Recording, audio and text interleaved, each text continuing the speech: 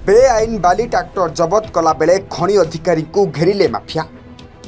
खनि विभाग आक्रमण करी गाड़ी नहीं पलाई गले माफिया।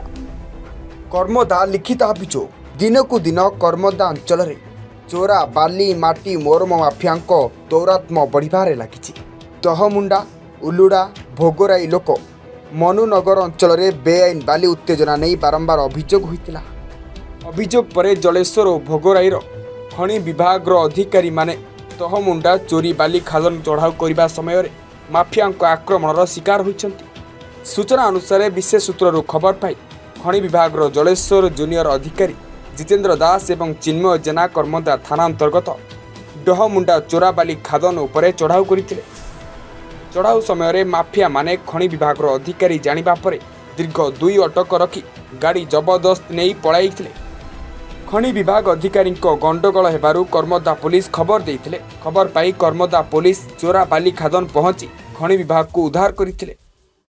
मोना सत्यचिन्मय जेना माइनिंग अफिसर अच्छी आमर भोगराई ब्लॉक रा आज मते खबर मिलता मते मु आमर जो सहकारी अच्छा जो सर आमर सहित आम मिलित भाव में आसीलु एपट को खबर मिलता एपटे इलिगाली बहुत बाली चोराचारण होची बोली। तो आम ये घटनास्थल को आस दहमुंडा जगार आम आसिलु रेड पाई। तो सहीटा आम देखिलु गोटे ट्रैक्टर जे माने आम सामना सामनी है केशव दास तांको नाम।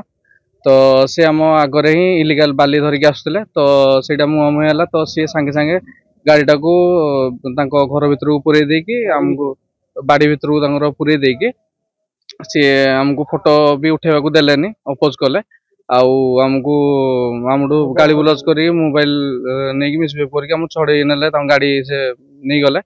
तो तापर लोक आणिक बहुत असामाजिक लोक आनिक ठूल कले मारिदेप हाथ करने धमक देले।